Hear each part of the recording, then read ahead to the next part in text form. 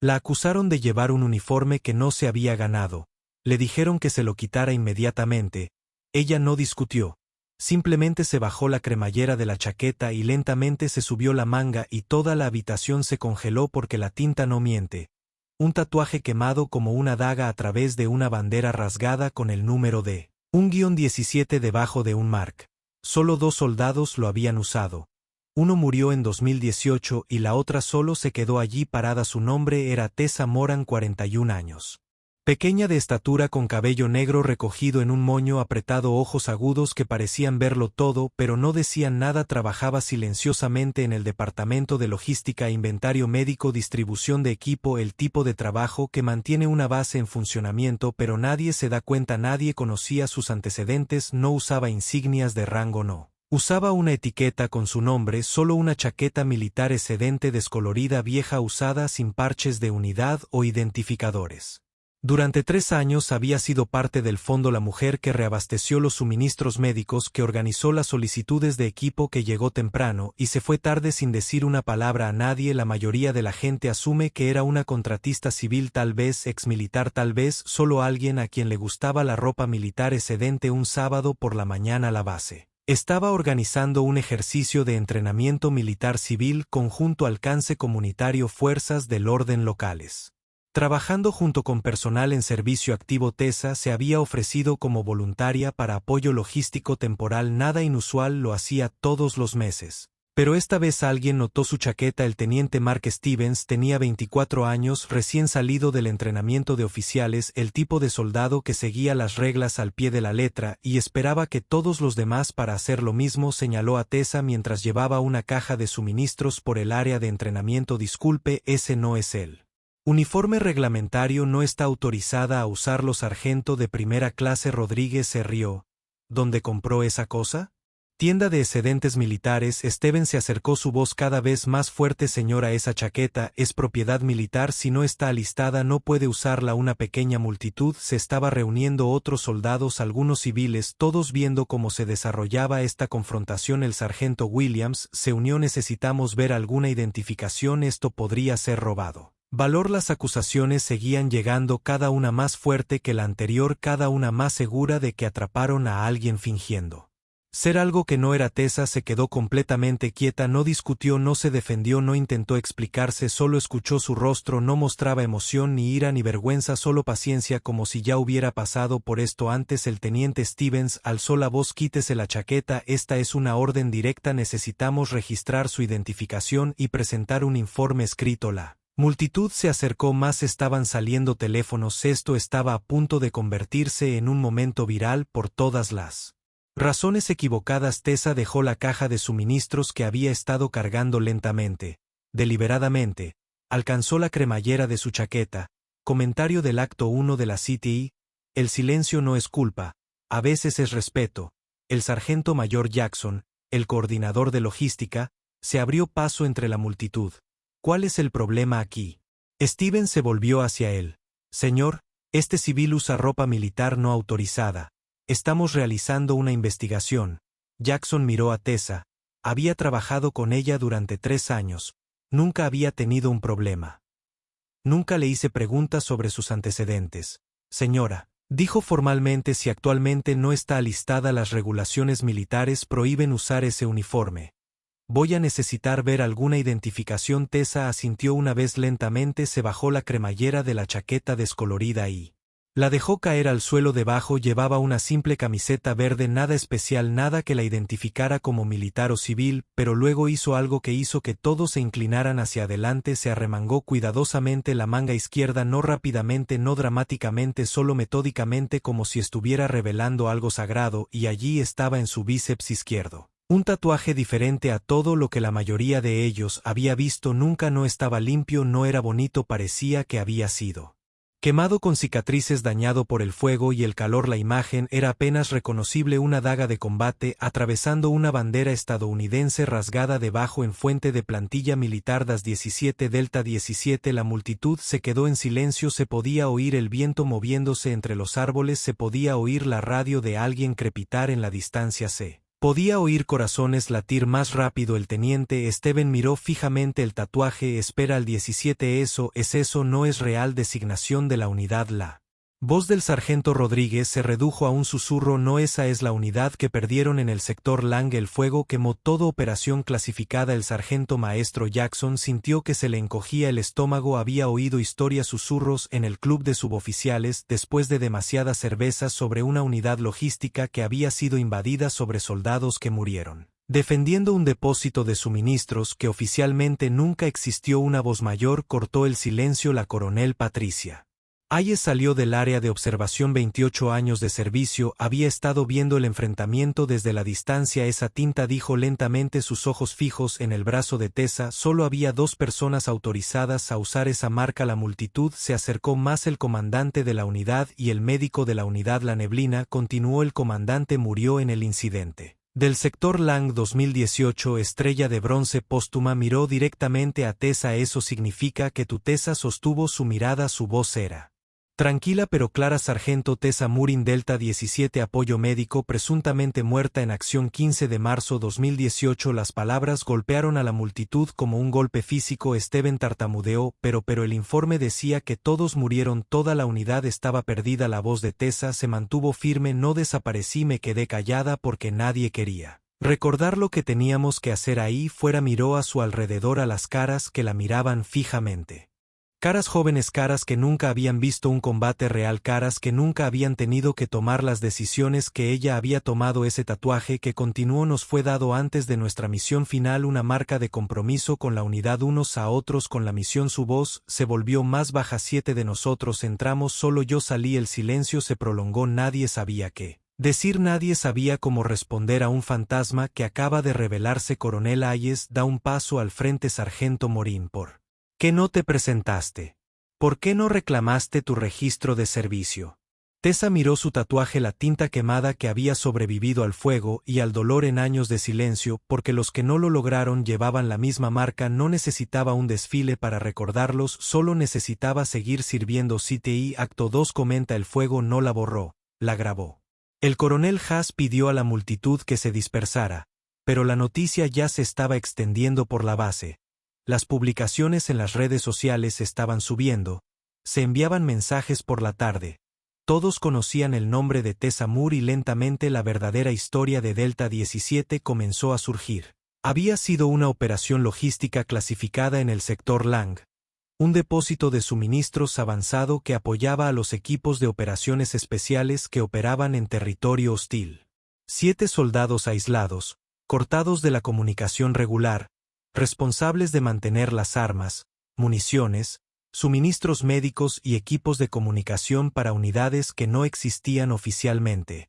El ataque se produjo al amanecer del 15 de marzo de 2012. 018 Fallo de inteligencia, brecha de seguridad. Alguien había dado su ubicación. 47 casas enemigos, cohetes, morteros, fuego de armas pequeñas desde 3 direcciones. El depósito fue diseñado para ser abandonado rápidamente si era invadido. El protocolo estándar era destruir materiales sensibles y evacuar, pero había soldados heridos dentro, hombres y mujeres que habían sido traídos durante la noche, soldados que no podían ser movidos. Tessa era la médica de la unidad. Sargento Marin, 29 años, 5 años de servicio, tomó una decisión mientras el resto de su equipo preparaba la evacuación. Se quedó con los heridos, los mantuvo con vida, los mantuvo estables. El enemigo invadió el perímetro. El oficial al mando de Tessa, el capitán David Kim, murió defendiendo el edificio principal. 6 soldados murieron en los primeros 15 minutos. Tessa estaba sola con 7 soldados heridos que no podían caminar, que no podían pelear, que morirían si los dejaba. Durante 3 horas mantuvo la instalación médica usando cualquier arma que pudo encontrar, moviéndose de ventana en ventana, manteniendo al enemigo a raya. Cuando se quedó sin municiones, tomó otra decisión. El depósito de combustible estaba adyacente a la instalación médica. Miles de galones de combustible de aviación suficientes para arrasar todo compuesto. Tessa preparó un dispositivo explosivo improvisado, puso un temporizador, cargó a los soldados heridos en el único vehículo restante. Tenía 2 minutos para llevarlos al punto de extracción. La explosión fue visible a 15 millas de distancia. Los informes oficiales indicaron que todo el personal murió en la explosión. El enemigo fue derrotado, la misión era clasificada. pero Tessa había sobrevivido a quemaduras graves en su brazo izquierdo y espalda, pérdida temporal de audición, inhalación de humo que dañó sus cuerdas vocales durante meses. Fue evacuada a un hospital de campaña bajo un nombre falso. El personal médico pensó que era una contratista local que había sido atrapada en la explosión para cuando se resolvió su identidad. El incidente Delta 17 había sido sellado, clasificado, archivado en archivos a los que la mayoría de la gente nunca accedería. Sus oficiales al mando le ofrecieron opciones: jubilación por discapacidad total, baja médica con honores, una nueva asignación con su registro limpio. No eligió ninguna de ellas. Quiero quedarme, le dijo a la Junta de Revisión, pero no como sargento Morín. Esa persona murió con su unidad. Le ofrecieron un puesto de logística, sin rango, sin registro oficial, solo un trabajo que le permitiría servir sin reconocimiento. Lo aceptó durante 7 años, trabajaría en silencio, procesando solicitudes de suministros, administrando el inventario, manteniendo la máquina funcionando. Nadie preguntó por sus antecedentes, nadie cuestionó su autoridad. Ella solo estaba allí hasta un sábado por la mañana cuando unos jóvenes soldados decidieron hacer un problema con su chaqueta. El teniente Stevens la encontró esa tarde en el almacén de logística todavía trabajando. Sargento, quiero decir señora, le debo una disculpa. Tessa levantó la vista de su hoja de inventario. No la tiene. Estaba haciendo su trabajo, pero la acusé de usar un uniforme. Pensó que no me lo había ganado. Ella dejó su portapapeles. Tenías razón cuestionarlo. Eso es lo que hacen los buenos soldados. Steven luchó con sus palabras. Pero tú salvaste a esos soldados. Eres un héroe. La voz de Tessa era firme. No, soy una sobreviviente. Hay una diferencia. Señaló su tatuaje. Los héroes no vuelven solos a casa. A la mañana siguiente, había un pequeño cartel en el escritorio de Tessa. Delta no olvida y ahora nosotros tampoco. La sección de logística fue renombrada silenciosamente, sin ceremonia, sin anuncio, solo un pequeño cartel en la puerta, más en la unidad, en honor a los que sirven en silencio. Comentario de la Ley 3 de la CTI. Ella no pidió crédito, solo que la dejaran en paz. En las semanas siguientes, todo cambió y nada cambió. Tessa continuó su trabajo en logística, mismas horas, mismas tareas, misma eficiencia silenciosa, pero ahora, cuando caminaba por la base, la gente la notaba de manera diferente, no como la contratista civil silenciosa, no como la mujer con la chaqueta excedente, como la sargento Tessa Marin, sobreviviente de Delta 17. Nunca volvió a usar la chaqueta militar en público, pero su manga izquierda, la que revelaba su cicatriz, el tatuaje siempre estaba enrollado cuando trabajaba, un recordatorio no de su servicio, sino de aquellos que no volvían a casa en privado. La primera clase María Santos era nueva en la base, 18 años, primera asignación después del entrenamiento básico. Encontró a Tessa en el almacén una tarde organizando suministros médicos. Dijo la señora Santos vacilante. ¿Puedo preguntarle algo? Tessa buscó. ¿Qué tiene en mente? ¿El incendio en el sector Lang fue realmente tan malo como dicen? Tessa se quedó callada por un largo momento, luego asintió una vez. Pero no fueron las llamas las que se quedaron conmigo, dijo suavemente. Fue el silencio después. Santos no entendía el silencio. Cuando pierdes a la gente realmente los pierdes. El mundo se vuelve más silencioso. Sus voces se han ido, su risa se ha ido, las cosas que habrían dicho, los chistes que habrían hecho, todos se han ido. Tessa tocó su tatuaje. La tinta está quemada, dañada, pero todavía está aquí como su memoria. ¿Te arrepientes de haber permanecido en silencio todos estos años? Tessa consideró la pregunta. Lamento que haya sido necesario que alguien cuestionara mi derecho a usar una chaqueta para que se contara su historia. Se merecían algo mejor que mi silencio. Un mes después se erigió un pequeño monumento cerca de la capilla de la base. 7 nombres, 7 caras, 7 soldados que murieron en una operación que oficialmente nunca sucedió. En la parte inferior una simple inscripción: sirvieron en silencio, murieron con honor, son recordados. Tessa asistió a la ceremonia de dedicación. Se quedó atrás, no dijo nada, pero cuando leyeron los nombres en voz alta, cuando llamaron al capitán David Kim, saludó un saludo militar apropiado, agudo, preciso, respetuoso, el saludo que había estado esperando 7 años para dar después de la ceremonia. El coronel Haas se acercó a ella. El sargento Morín ¿Consideraría regresar al servicio activo con la restauración completa del rango? Tessa negó con la cabeza. Estoy exactamente donde necesito estar, señora. Miró el monumento. Alguien necesita recordarlos, alguien necesita mantener viva su historia, y alguien necesita para asegurarse de que los suministros sigan fluyendo sin reconocimiento, sin fanfarria. Neblina entendida al igual que Delta 17, al igual que Delta 17 City Act 4. Comentario: ella no necesitaba llevar un rango, llevaba memoria. Algunas personas sirven sin aplausos, algunos arden y eligen no ser vistos de nuevo, pero a veces las cicatrices que llevan hablan más fuerte que cualquier uniforme o rango. Tessa Murray no necesitaba medallas, no necesitaba desfiles, no necesitaba su nombre en una placa o su historia en un libro de historia, solo necesitaba que su silencio significara algo, y cuando llegó el momento en que su derecho a servir fue cuestionado, ella no discutió, no gritó, no exigió reconocimiento. Simplemente se arremangó, porque algunas verdades no necesitan palabras, algunas historias no necesitan ser contadas, algunos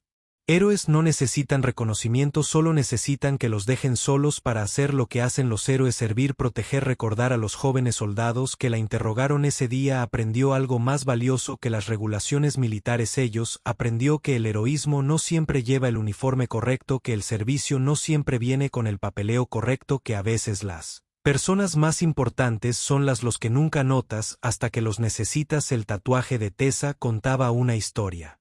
Que 7 años de silencio no pudieron borrar una historia de sacrificio, de pérdida, de elegir llevar el peso de la memoria en lugar de la gloria, de la supervivencia en un mundo que exige reconocimiento por cada acto de servicio. Ella eligió la invisibilidad en una cultura que celebra los logros individuales. Ella eligió la memoria colectiva. Llevaba su cicatriz no como insignias de honor, sino como promesas cumplidas, promesas a soldados que nunca volverían a casa, promesas de que su sacrificio nunca sería olvidado, incluso si su historia nunca se contaba. Comentario final de CTI: el tatuaje lo decía todo. Si esta historia se quedó contigo, las personas son las que nunca notas hasta que las necesitas. El tatuaje de Tessa contaba una historia que 7 años de silencio no pudieron borrar, una historia de sacrificio, de pérdida, de elegir llevar el peso de la memoria en lugar de la gloria, de la supervivencia en un mundo que exige reconocimiento por cada acto de servicio. Ella eligió la invisibilidad en una cultura que celebra los logros individuales. Ella eligió la memoria colectiva. Llevó su cicatriz no como insignias de honor, sino como promesas cumplidas, promesas a soldados que nunca volverían a casa, promesas de que su sacrificio nunca sería olvidado, incluso si su historia nunca fue contada. Comentario final de la CTI: el tatuaje lo decía todo. Si esta historia se quedó contigo, las personas son las que nunca notas hasta que las necesitas. El tatuaje de Tessa contaba una historia que 7 años de